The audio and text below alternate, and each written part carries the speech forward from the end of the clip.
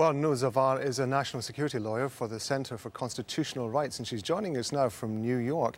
In your opinion, given everything that we're aware of happened so far, can you tell me whether or not you think that there are grounds for bringing perjury charges against Sessions?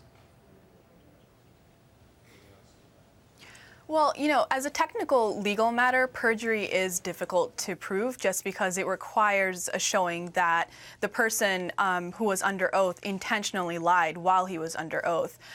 Now, it's difficult to say whether Mr. Sessions did that, but he walked very close to the line. And regardless of whether he perjured himself or not, he was clearly dishonest. And there are other mechanisms for accountability, such as recusal, which he did, and then ultimately resignation.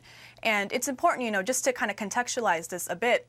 In addition to the troubling fact that Mr. Sessions has been dishonest, we can't lose sight of the fact that ultimately what's really troubling about Mr. Sessions is his agenda to roll back civil rights in this country by several decades. Sessions, as you say, has recused himself from any future Russian probe. Do you think that that is enough, or do you think more should be done?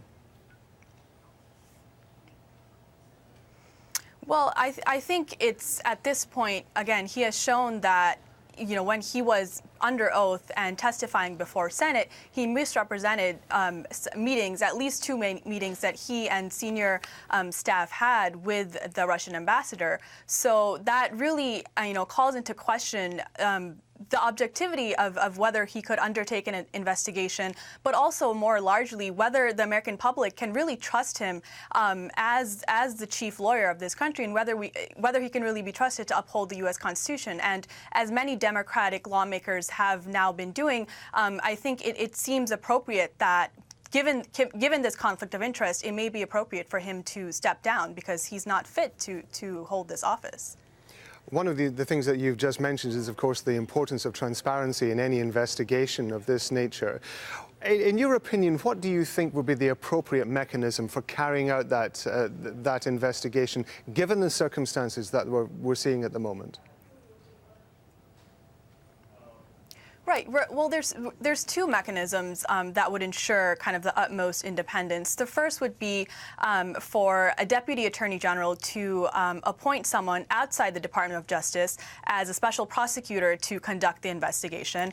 And another mechanism is for Congress to revive the Independent Counsel Act, which would allow a panel of three independent judges to appoint an independent counsel who would then conduct the investigation.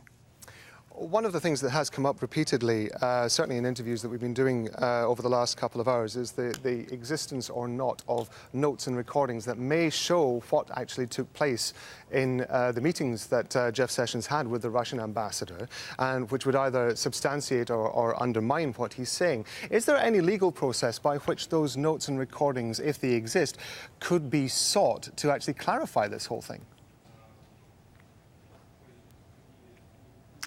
Well, there may be a legal process that exists once an investigation is underway whereby those notes would come out. But again, I think the important point is not, regardless of whether such notes and hard evidence exists, we have someone who, under oath, misrepresented meetings that he had, and repeatedly misrepresented up until his recusal, meetings that he had with the Russian ambassador as he was a surrogate during the Trump election campaign. So I think that's really the focus of whether this person who we trust, who the American people trust to uphold the Constitution, whether he can be trusted to do so, and whether the American public really thinks that he can be honest at this point.